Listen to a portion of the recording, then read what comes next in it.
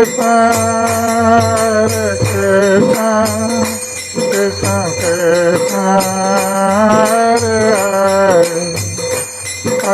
Rama, Rama Rama Rama, Hare Hare। मैं सर्वप्रथम 30 से 39 नंबर श्लोक तक पढ़ रहा हूँ, उसके बाद 40 नंबर 39-40 हम करेंगे बाद में।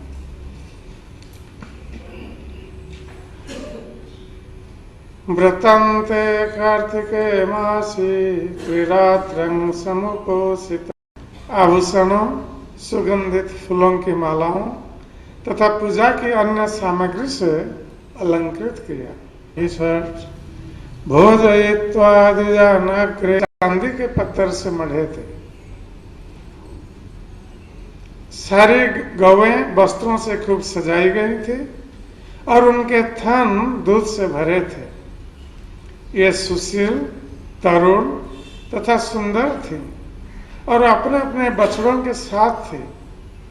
इन गौओं का दान देने के बाद राजा ने सर्वप्रथम सारे ब्राह्मणों को भरपेट भोजन कराया और जब वे पूरी तरह संतुष्ट हो गए तो वे उनकी आज्ञा से एकादशी व्रत तोड़कर उसका पारण करने वाले थे।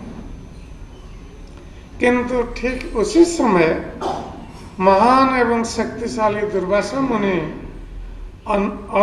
अनामंत्रित अतिथि के रूप में वहां पर आ पहुंचे।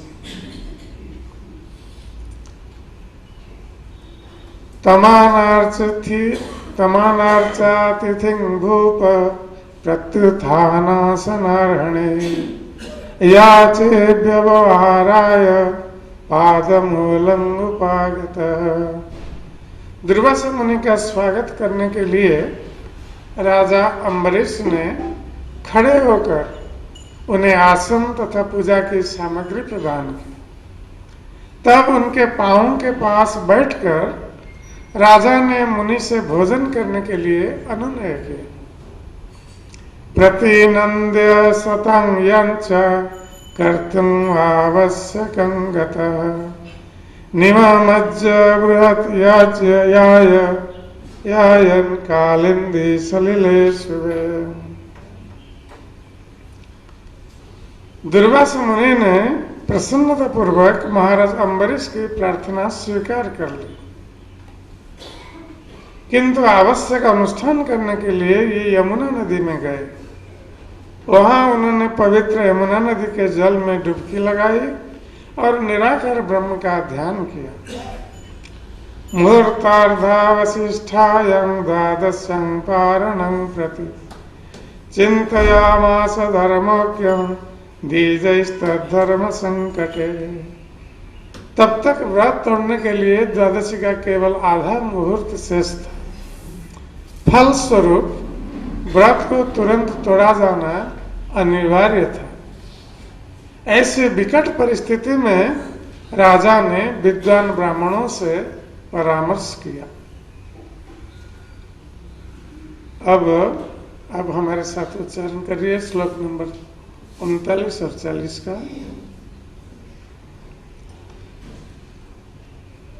ब्राह्मण अतिक्रमे दोषः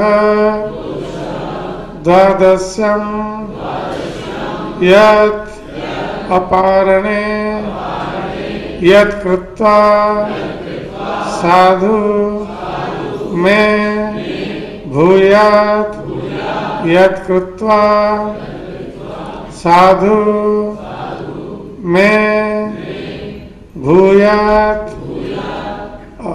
अधर्मः वा न मां स्पृशेत् अम्बसा केवलेन अथ करिष्ये व्रतपारणम् आहु अपभक्षणम् विप्रः ही अतिशम असितम न असितम च तत् ब्राह्मणातिक्रमे दोष द्वादशं यत् अपारणे यत् कृत्वा साधु मे भूयात् अधर्मो वा न मां स्पृशेत् अम्बसा केवलेनाथ करिष्ये व्रतपारणम् आहुरम् अम्ब भक्षणं विप्रा यासितं नासितं च तत्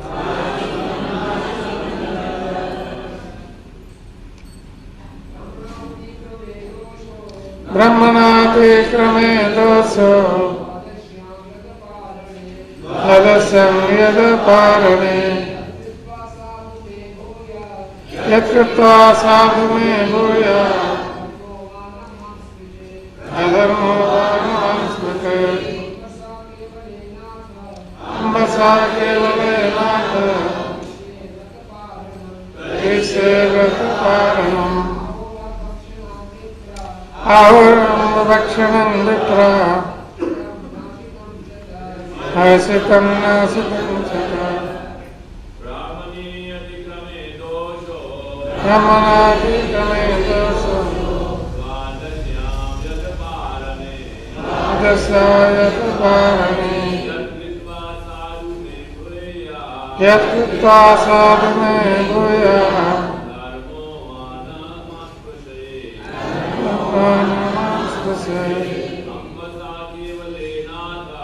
अम्बसा केवलेनाथ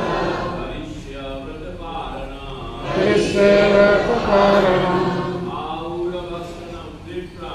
आहुरभक्षणं विप्रा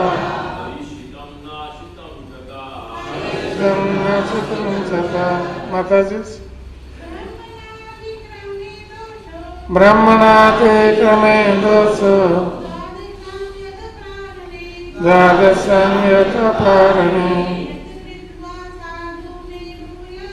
यत्कृत्वा साधु मे भूयात्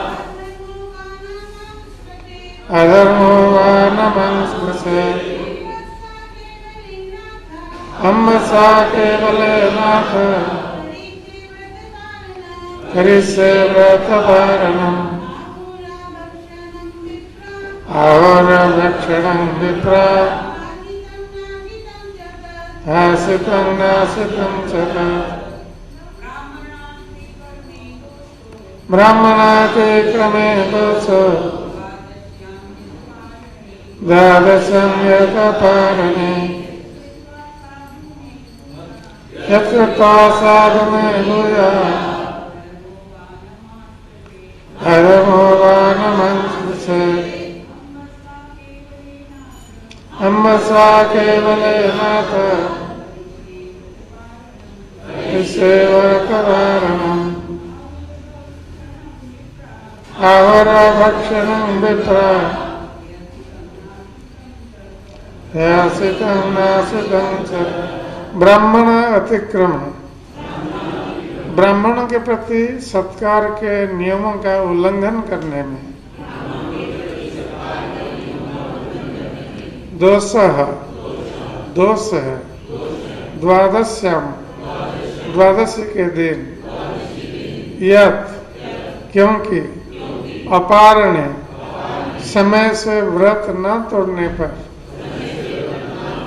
यत कृत्वा जिसे करने पर साधु जो शुभ है मैं मेरे लिए भूयात ऐसा हो अधर्म जो धर्म से रहित है वा अथवा न नहीं माम मुझको स्पृशेत स्पर्श करे अम्बसा जल से केवल है न केवल अथ अतएव करिष्ये मैं करूँगा व्रत पारणम व्रत की पूर्ति आहु कहा अपभक्षणम पीने का पानी विप्रह हे ब्राह्मण ही निसंदेह असितम खाना न असितम च तथा न खाना तत् ऐसा कार्य। इन श्लोकों का अनुवाद और तात्पर्य श्रील प्रभुपाद के द्वारा अनुवाद। राजा ने कहा, ब्राह्मणों के प्रति सत्कार के नियमों का उल्लंघन करना निश्चय ही महान अपराध है।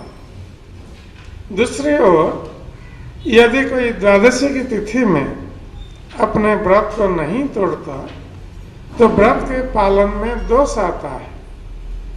अतएव हे ब्राह्मणों, यदि आप लोग यह सोचें कि यह शुभ है तथा अधर्म नहीं है तो मैं जल पीकर व्रत तोड़ दूं। इस प्रकार ब्राह्मणों से परामर्श करने के बाद राजा इस निर्णय पर पहुंचे कि ब्राह्मणों के मतानुसार जल पी लेना भोजन करने की तरह माना भी जा सकता है और नहीं भी माना जा सकता। तात्पर्य, जब महाराज अम्बरीश ने दुविधा में पड़कर ब्राह्मणों से इस विषय में परामर्श किया कि ये अपना व्रत तोड़े या दुर्वासा मुनि की प्रतीक्षा करें, तो ब्राह्मण जन इसके विषय में कोई निश्चित उत्तर नहीं दे पाए। लेकिन वैष्णव सबसे अधिक बुद्धिमान व्यक्ति होता है। अतएव महाराज अम्बरीश ने ब्राह्मणों के समक्ष स्वयं निर्णय लिया कि ये थोड़ा सा जल पी ले, क्योंकि इससे व्रत तोड़ने की पुष्टि भी हो जाएगी और ब्राह्मण सत्कार के नियमों का उल्लंघन भी नहीं होगा। वेदों में कहा गया है, अपोस अस्नाति तत् नैवासितम नैवानासितम। इस वैदिक आदेश का अर्थ है कि जल पीने को भोजन करना माना जा सकता है और नहीं भी माना जा सकता। कभी कभी अपने व्यवहारिक अनुभव में हम यह देखते हैं कि कोई राजनीतिक नेता सत्याग्रह करते समय खाता नहीं है लेकिन जल पी लेता है। जल पीने को खाना न मानते हुए महाराज अम्बरीश ने ऐसा ही करने का निर्णय लिया।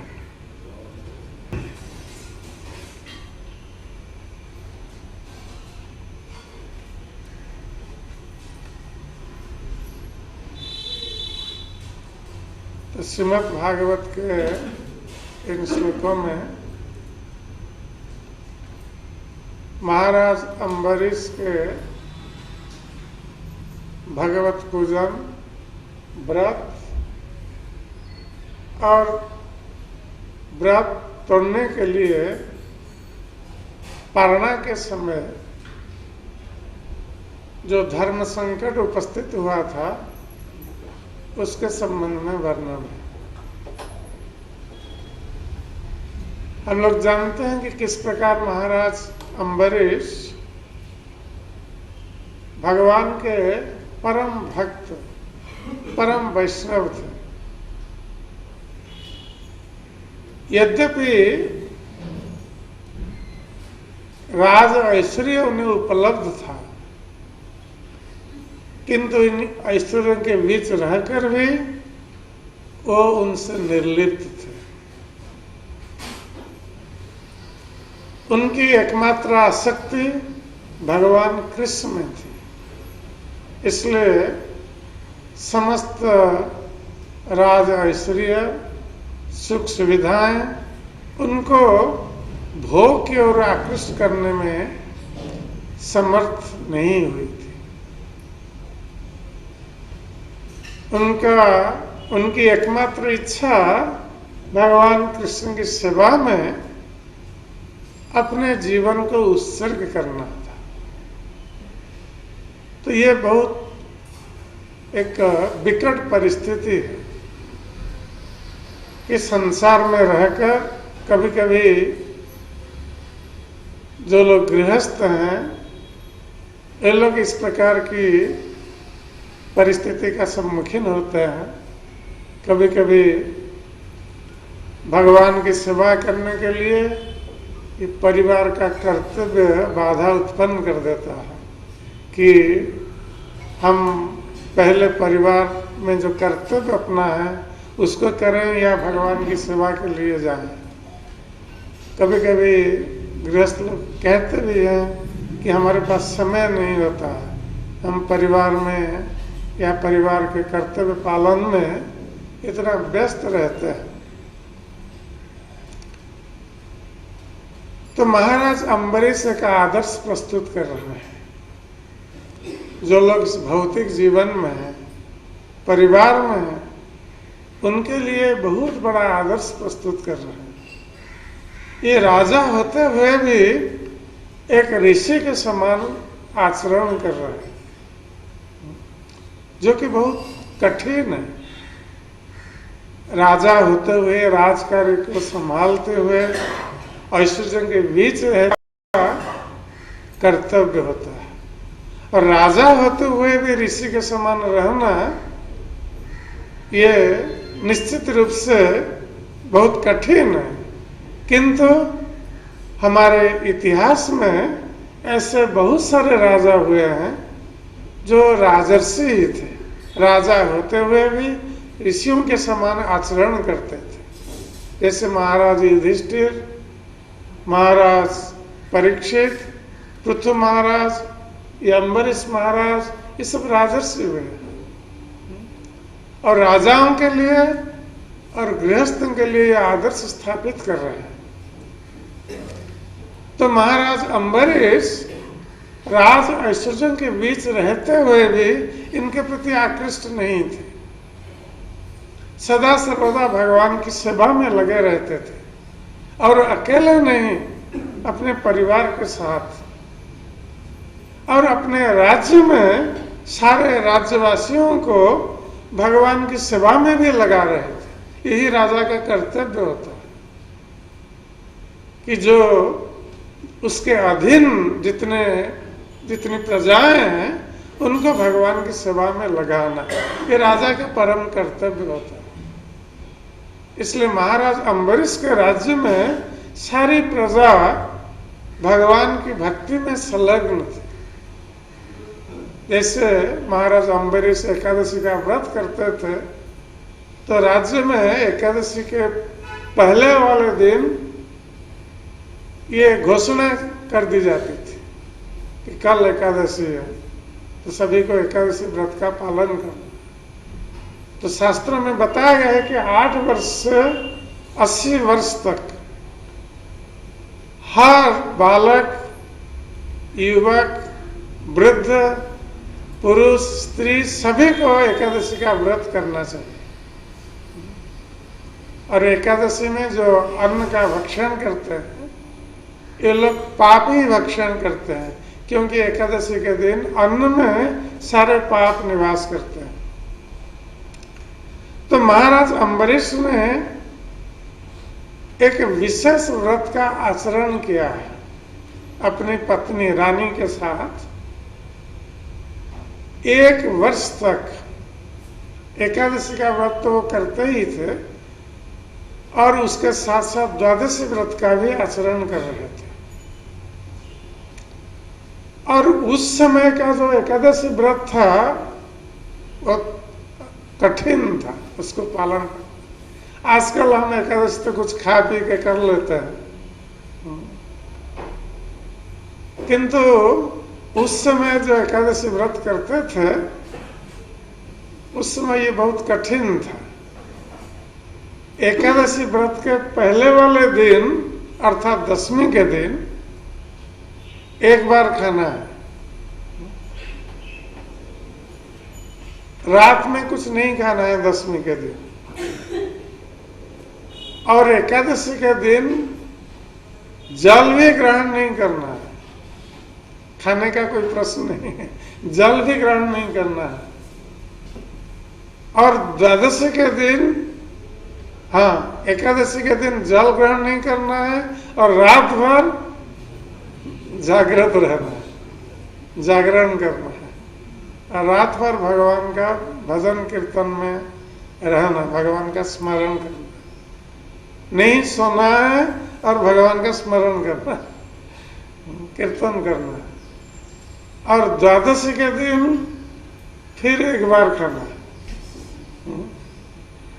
तो ये मतलब कठिन नियम है, और उस समय लोग ऐसा करते थे एकादशी में। किंतु कलयुग में लोग ऐसा नहीं कर पा रहे हैं, इसलिए कलयुग के लिए थोड़ा लाघव कर दिया गया है नियमों में। तो चैतन्य महाप्रभु ने जैसे कहा सची माता से कि एकादशी के दिन माता ये अन्न भक्षण नहीं करना। तो एकादशी हम लोग जैसे पालन करते हैं, तो हम लोग कुछ खाते हैं एकादशी के दिन, किंतु अन्न नहीं खाते हैं। तो हरिभक्ति विलास में जिस प्रकार बताया गया है कि एकादशी के दिन यदि हमें खाना है, हम रह नहीं सकते, निर्जला नहीं कर सकते, तो फल मूल और दूध जातीय द्रव्य हम ग्रहण कर सकते हैं, और कुछ नहीं। ये शास्त्रों में वर्णन है, फल मूल और दुग्ध जातीय द्रव्य।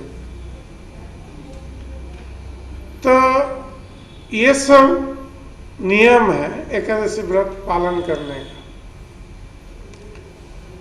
और सबसे अच्छा है, जिस प्रकार हमारा जो मिशन है, ये प्रचार का मिशन है, और श्रील भक्ति सिद्धांत सरस्वती ठाकुर कहा करते थे कि कुछ भक्त लोग एकादशी दिन निर्जला करते थे, और निर्जला करते हुए उस दिन प्रचार में नहीं जाते थे।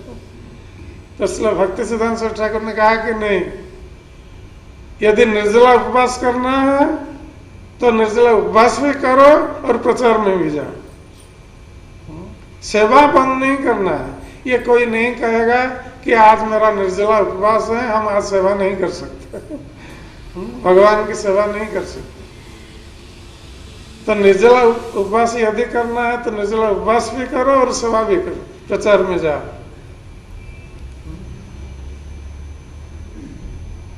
और यदि ऐसा नहीं कर सकते तो कुछ प्रसाद पाओ और प्रचार में जाओ। तो निर्जला सभी लोग नहीं कर सकते, और हमारा सेवा मुख्य है। प्रभुपाद ने भी यही शिक्षा दी है हमें। तो हमें एकादशी दिन कुछ फल मूल दुग्ध जातीय द्रव्य का भोजन कर सकते हैं, और हमारी सेवा प्रचार कार्य कर सकते हैं।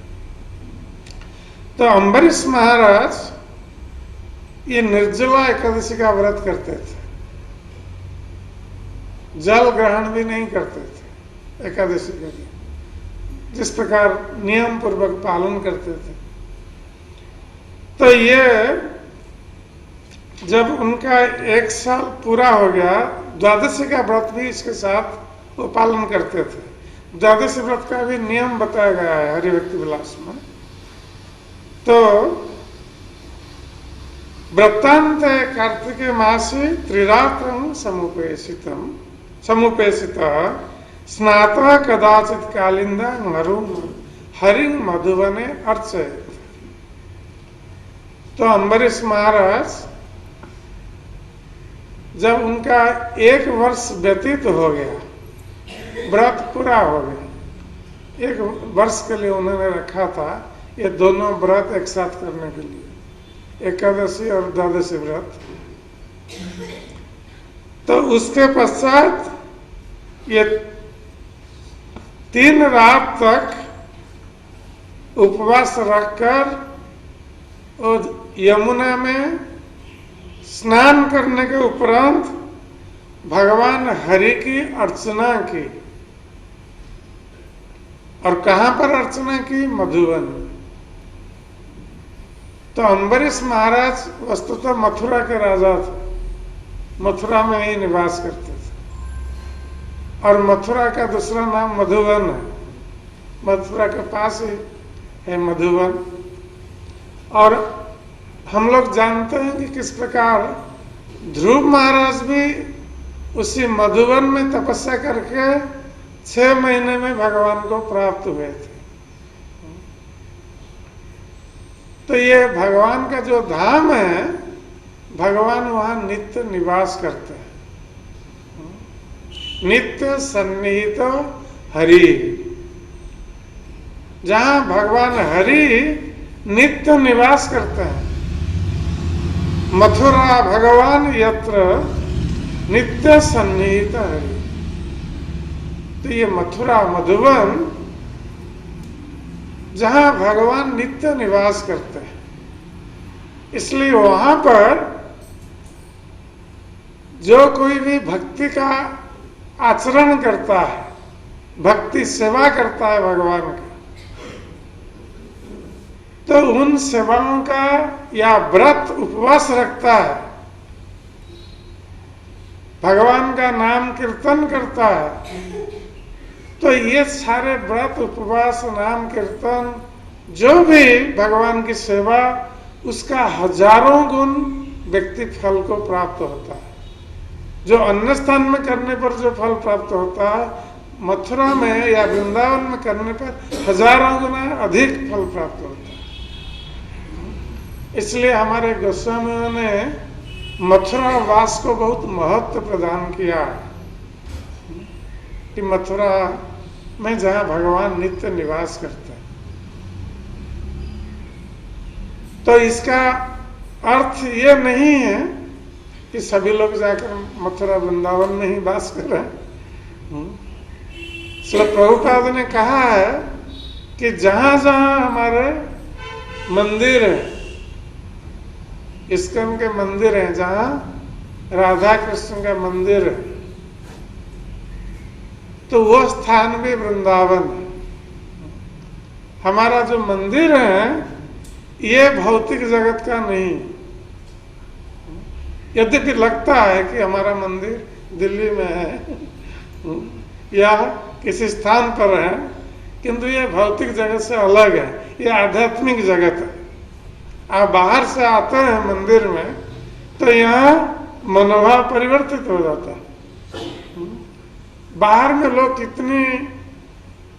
कितना टेंशन में रहते हैं, उत्कंठा में रहते हैं, और मंदिर में प्रवेश करते ही उनकी उत्कंठा समाप्त हो जाती है। मन में एक दिव्य आनंद का अनुभव होता है। तो यही वृंदावन, यही मथुरा, भगवान जहां निवास करते हैं वो वृंदावन है, मथुरा। वस्तुतः आध्यात्मिक जगत का ये एक अंश है। हमारे जहां जहां भगवान के मंदिर है, राधा कृष्ण का मंदिर है, ये आध्यात्मिक जगत का एम्बासी है। तो ये जैसे कई देशों का एम्बासी अलग देशों में रहता है, ये आध्यात्मिक जगत का ये एम्बासी हमारा जो मंदिर है।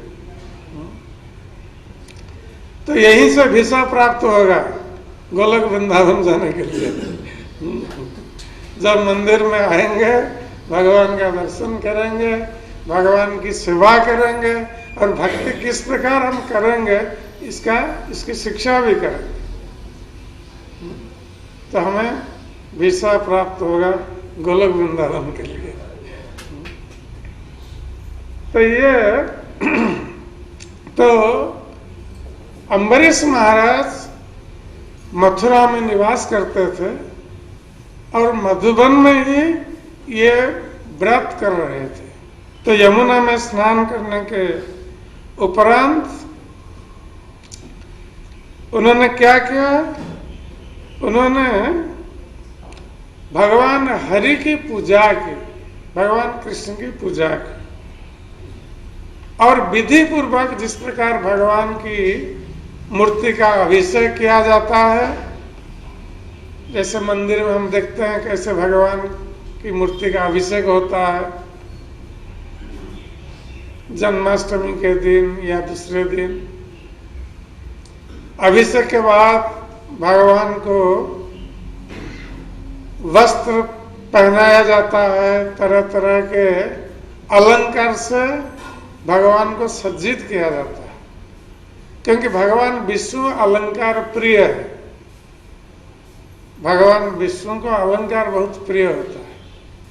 आप जितना सजाएंगे भगवान को, भगवान बहुत प्रसन्न होता है। वस्त्र और आभूषणों से जितना अधिक सजाएंगे भगवान उतना अधिक प्रसन्न होंगे। ये शास्त्रों में बताया गया है कि जलाधार प्रिय शिव, जो शिवजी होते हैं उनको जलाधार प्रिय है।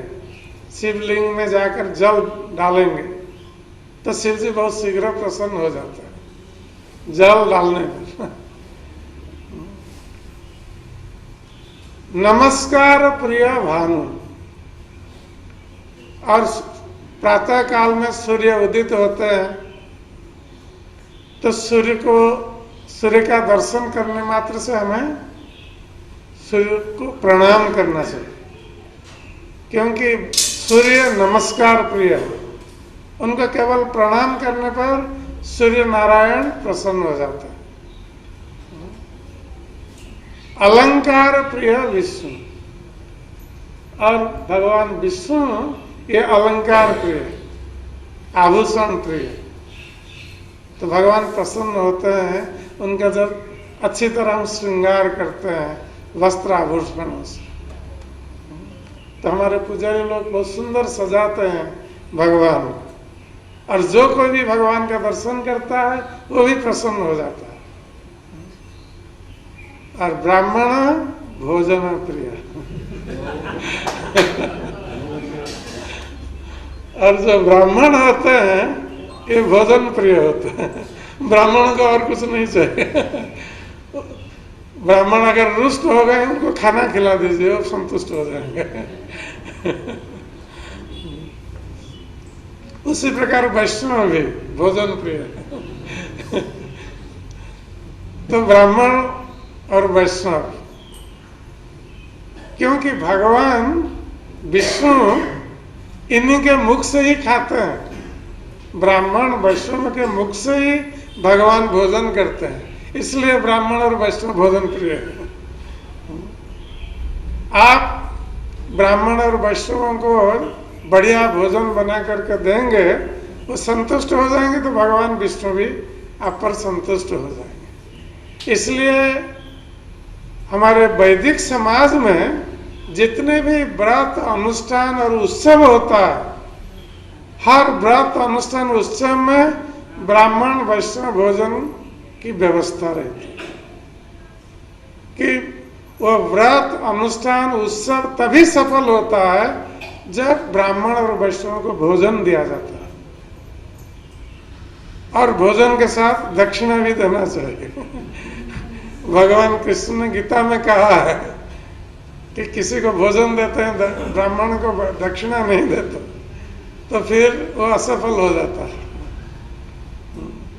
तो ये सब विधान है, ये भगवान के द्वारा बनाया गया विधान है।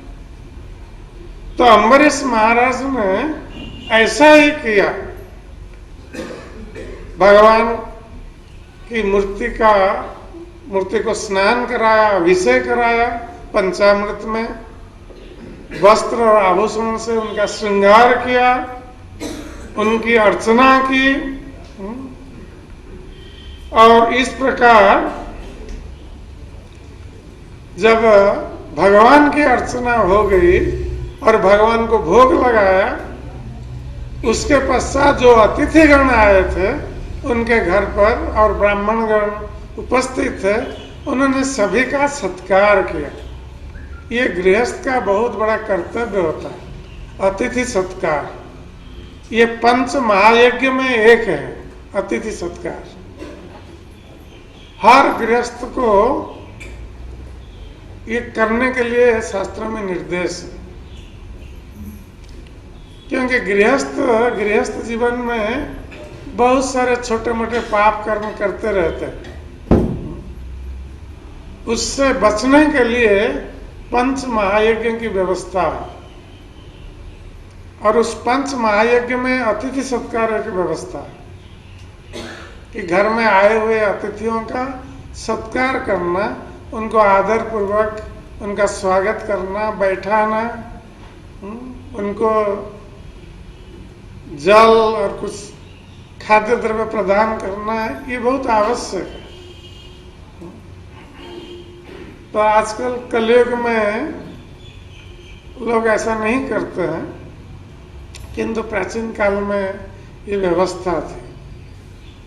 तो महाराज अम्बरीश ने सारे अतिथियों का सत्कार किया, ब्राह्मणों का सत्कार किया, उनको भोजन कराया और उनको गौएं दान में दी, और चुनी हुई गौओं को उन्होंने दान में दिया अम्बरीश महाराज। कभी कभी लोग जब दान की बात आती है, गोदान की बात या कोई किसी वस्तु की दान की बात, कभी कभी लोग सोचते हैं कि जो हमारे काम का नहीं है उसी को दान में दे दें। ऐसा लोग करते हैं। जैसे गोदान करना है, कोई बूढ़ी गया है जो दूध नहीं देती है, कोई काम का नहीं है, तो उसी को दान में दे देते हैं लोग। हमने गोदान किया, आत्मसंतोष लाभ करते हैं। किंतु ऐसा दान वस्तुतः इसका फल व्यक्ति प्राप्त नहीं होता, क्योंकि इस दान में जो अभिलाषा है इसमें दोष है। तो व्यक्ति को सबसे श्रेष्ठ वस्तु का दान करना चाहिए। जैसे हम भगवान की सेवा के लिए कुछ दान कर रहे हैं, या किसी ब्राह्मण वैष्णव को कुछ दान कर रहे हैं, तो सर्वश्रेष्ठ वस्तु को दान में देना चाहिए। जो हमारा अत्यंत प्रिय है उसको दान में देना चाहिए, और यही त्याग कहा जाता है। श्रेष्ठ वस्तु का हम त्याग करते हैं भगवान के लिए, उनके भक्तों के लिए, ब्राह्मणों के लिए, तब जाकर हम दान का सर्वश्रेष्ठ फल को प्राप्त होते हैं। तो अम्बरीश महाराज ने चुनी हुई गौओं को दान में दिया, और कितना 60 लाख है, कितना 60 करोड़। तो ये 60 करोड़ जो गौएं युवावस्था में थी, बछड़े साथ में थे, और जो दूध दे रही थी हुष्ट पुष्ट गौएं, और वो वस्त्र अलंकारों से, आभूषणों से विभूषित थी, उनके जो सींग सोने से मड़े हुए थे, और जो खुरे थे चांदी से मड़े हुए थे। ऐसा सजा करके उन्होंने गोदान किया। जैसे नंद महाराज भी ऐसा करते थे कृष्ण के जन्म उत्सव के अवसर पर। तो ये जब दान में देने के पश्चात अब पारणा का समय हो आया था, और अम्बरीश महाराज पारणा करने जा रहे थे, क्योंकि एकादशी का व्रत का फल तभी प्राप्त होता है जब व्यक्ति उपयुक्त समय पर व्रत का भंग करता है, व्रत को तोड़ता है कुछ अन्न लेकर। तो उस समय महाराज अम्बरीश एकादशी व्रत करते थे, जल ग्रहण नहीं करते थे। तो व्रत को तोड़ने के लिए, पारणा करने के लिए सर्वप्रथम तुलसी जल ग्रहण करना चाहिए।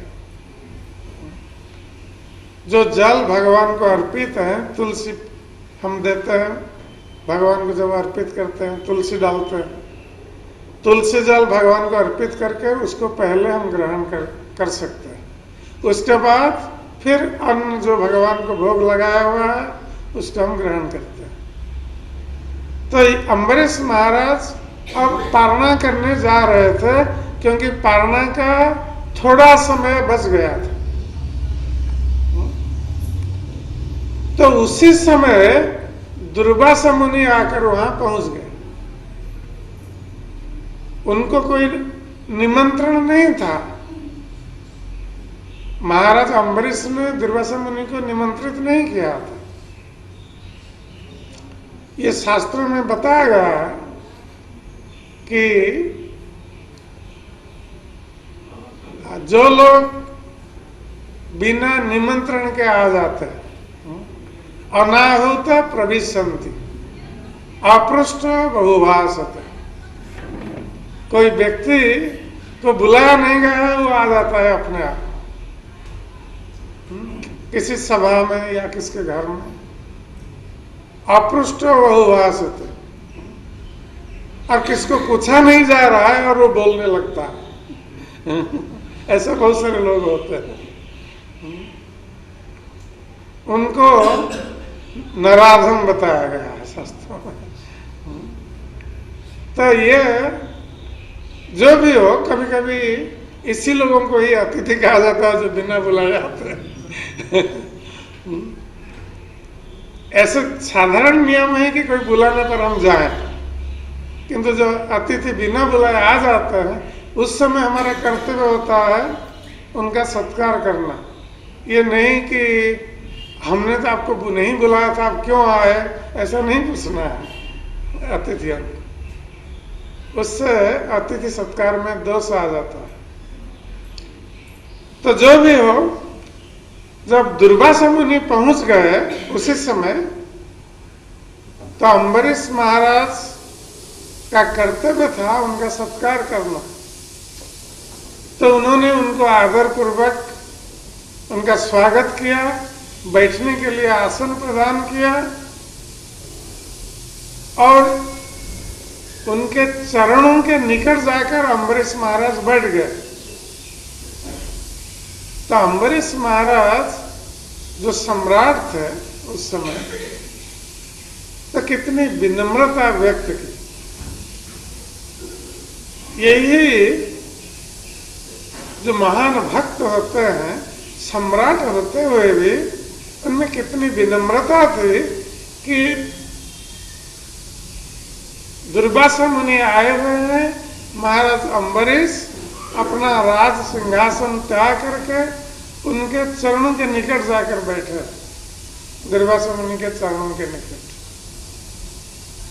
और इस प्रकार अपने शरणागत भाव को प्रदर्शित कर रहे हैं दुर्वासा मुनि के सामने, उनको पूरा सम्मान दे रहे और चरणों के निकट बैठकर उनसे निवेदन कर रहे हैं कि हे महात्मा, आप अब भोजन हमारे घर में ग्रहण करें। क्योंकि महाराज अम्बरीश अतिथि को भोजन दिए बिना स्वयं भोजन नहीं कर सकते थे, पारणा नहीं कर सकते थे। तो इसलिए उन्होंने निमंत्रित किया दुर्वासा मुनि भोजन के लिए। तो दुर्वासा मुनि बहुत प्रसन्न हुए कि अम्बरीश महाराज की विनम्रता देखकर, उनका आदर सत्कार देखकर और उनका निमंत्रण पाकर वो बहुत प्रसन्न हुए। किंतु उन्होंने कहा कि हम भोजन तभी करेंगे जब हम अपना नित्य कर्म समाप्त हम करके आए। तो यह कहकर दुर्वासा मुनि जमुना में चले गए नित्य कर्म समाप्त करने के लिए। अब अम्बरीश महाराज के लिए धर्म संकट उपस्थित हो गया। अब वो क्या करे? अब दुर्वासा मुनि चले गए और आने में विलंब हो रहा है, और पारणा का समय आधा मुहूर्त बाकी है, और उस समय यदि वो पारणा नहीं करते हैं उनके व्रत का फल नष्ट हो जाएगा, वो व्रत के फल को प्राप्त नहीं होगा, दोष आ जाएगा व्रत में। तो इस प्रकार जो धर्म संकट की स्थिति है,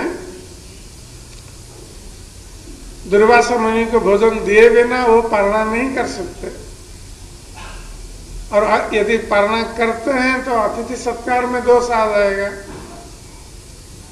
तो दोनों स्थिति में वो क्या करें, ये सोचकर उन्होंने ब्राह्मणों से परामर्श किया, क्योंकि हर राजा के दरबार में कुछ ज्ञानी ब्राह्मण लोग होते थे जो शास्त्रों का अध्ययन करते थे, धर्माचरण करते थे और धर्म पर अपना निष्कर्ष प्रदान करते थे, निर्णय प्रदान करते थे। ये ब्राह्मणों का कर्तव्य होता था, और राजा लोग ऐसे ब्राह्मणों से परामर्श लेते थे। तो जब ब्राह्मणों से परामर्श किया महाराज अम्बरीश ने, तो ये ब्राह्मण लोग भी समझ नहीं पाए कि अम्बरीश महाराज को अब क्या करना चाहिए। तो ब्राह्मणगण इस धर्म संकट में असमर्थ हुए महाराज अम्बरीश को उपदेश देने के लिए। किंतु महाराज अम्बरीश जो भगवान के परम भक्त थे, वो समझ गए कि उनको क्या करना चाहिए स्थिति में। जिस प्रकार महाराज परीक्षित जीवन के अंतिम काल में जब शापग्रस्त हुए थे, तो मुनि ऋषियों से उन्होंने प्रश्न पूछा था, क्योंकि 7 दिन का समय था उनके लिए, मृत्यु के लिए। तो मुनि ऋषियों से उन्होंने पूछा था कि मेरा इस समय क्या कर्तव्य है, मुझे क्या करना चाहिए। तो मुनि ऋषियों ने अलग अलग उत्तर दिए थे, जिससे परीक्षित महाराज संतुष्ट नहीं हुए थे, क्योंकि उसका उत्तर वो स्वयं जानते थे।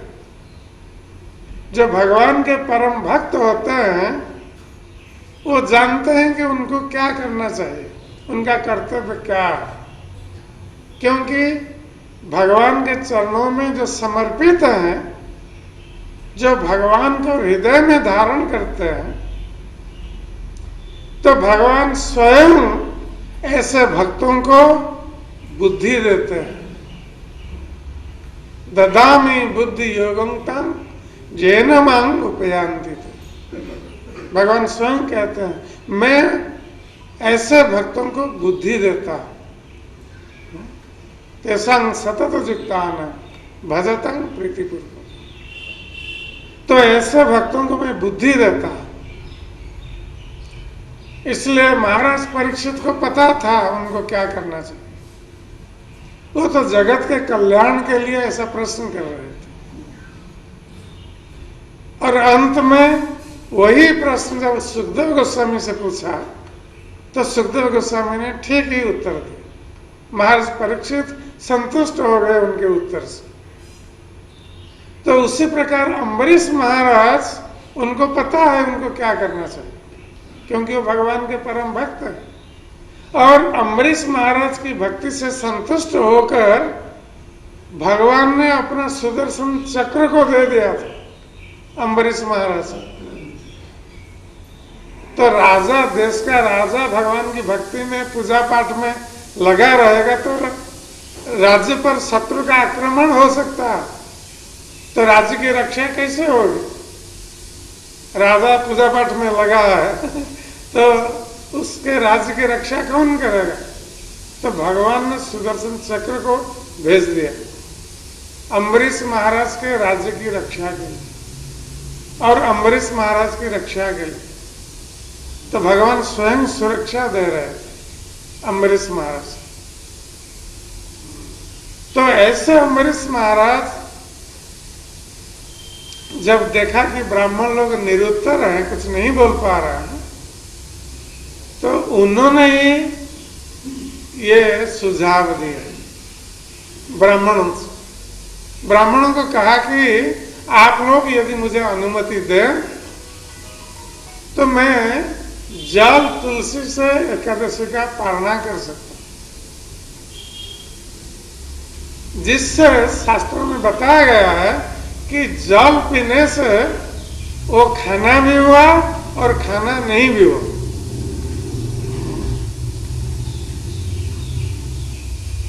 और खाना इसलिए हुआ जैसे अम्बरीश महाराज जल भी ग्रहण नहीं कर रहे थे, इसलिए जब वो जल ग्रहण करेंगे तो उनका पारणा हो गया।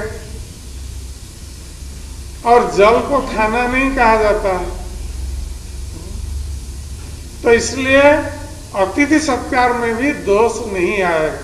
कोई नहीं कह सकता कि अम्बरीश महाराज ने खाना खा लिया, दुर्वासा मुनि को खाना खिलाया बिना उन्होंने खाना खा लिया, ऐसा कोई नहीं कह सकता। उन्होंने केवल जल ही पिया, तो जल को कोई खाना नहीं कर सकता। तो यह सोचकर अम्बरीश महाराज ने अनुमति मांगी ब्राह्मणों से कि आप मुझे अनुमति दें, मैं जल तुलसी ग्रहण करूं, जिससे मेरा पारणा भी हो जाएगा, व्रत की रक्षा हो जाएगी और अतिथि सत्कार में भी दोष नहीं आएगा। इस प्रकार हम इस धर्म संकट से उभर जाएंगे, मुक्त हो जाएंगे। तो अम्बरीश महाराज ने ही सुझाया धर्म संकट से, क्योंकि वो भगवान के परम भक्त थे। भगवान ये बुद्धि उनको दे रहे थे, उनको क्या करना चाहिए। और यद्यपि अम्बरीश महाराज धर्म कृष्ण की कृपा से उन बाधाओं को अनायास अतिक्रम कर सकते हैं, जबकि जब हम भक्ति मार्ग में नहीं थे उन बाधाओं को अतिक्रम करना हमारे लिए बहुत कठिन था। तो हम देखेंगे किस प्रकार अम्बरीश महाराज इन बाधाओं को अतिक्रम करते हैं अपने भक्ति के प्रभाव से, भगवान की कृपा से। तो हम आगे श्रवण करेंगे इसके संबंध में। आज हमने अधिक समय ले लिया है। आप लोगों को बहुत बहुत धन्यवाद। हरे कृष्ण।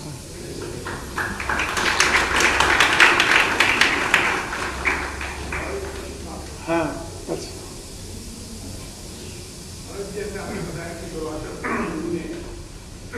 दोष उन्होंने लिया, जैसे उन्होंने जल ग्रहण कर दिया तो उन्होंने दोष उन्होंने लिया, इस कारण उनको श्राप दिया। हाँ, तो क्या ये ऑटोमेटिक सिस्टम है कि दोष जाएगा आपका?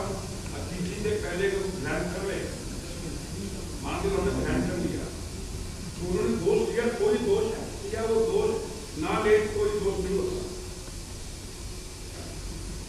दुर्वासा मुनि ने इसको दोष समझा, जबकि वो दोष नहीं था, क्योंकि महाराज अम्बरीश जानते थे कि इसमें दोष नहीं होगा, क्योंकि वो खाना नहीं खा रहा, चल जल ग्रहण कर।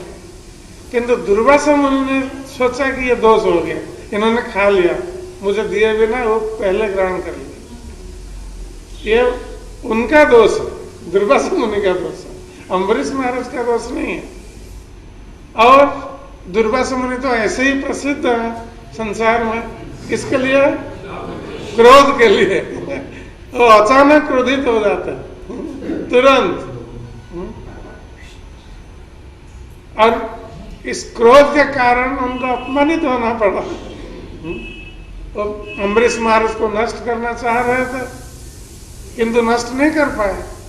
उनकी योग शक्ति काम नहीं कर सकती, उनका श्राप वहां काम नहीं कर सकता।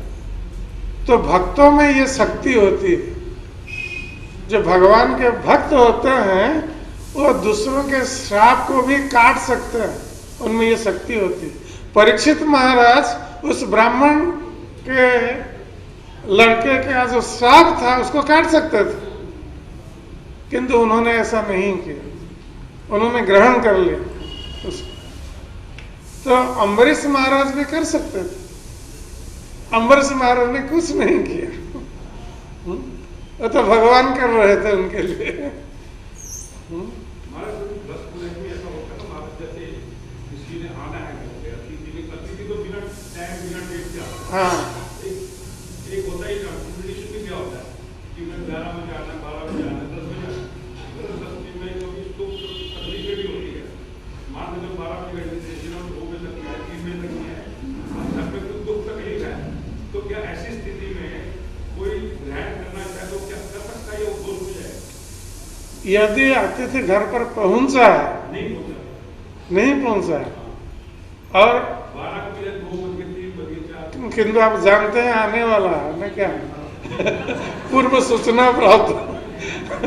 ऐसी स्थिति में महाराज कोई घर में दुख तकलीफ है, किसी प्राणी को कोई समस्या है, क्या वो दोष में जाएगा महाराज, या उसको क्या करेंगे? कम से कम अतिथि घर में पहुंचने पर हमें खाना नहीं चाहिए, हम पहले उसको खाना देंगे, उसके बाद हम ग्रहण करेंगे। अतिथि घर में आया, दुर्वासा मुनि के क्षेत्र में क्या हुआ, वो घर में आए, अब बोल करके गए हैं कि अपना नित्य कर्म करके आएंगे, तब गृहस्थ खा नहीं सकते। और पहुंचा नहीं है घर में, अलग बात। आप प्रतीक्षा कर सकते हैं, नहीं कर सकते। हरे कृष्ण। जय ग्रंथराज श्रीमद् भागवतम की।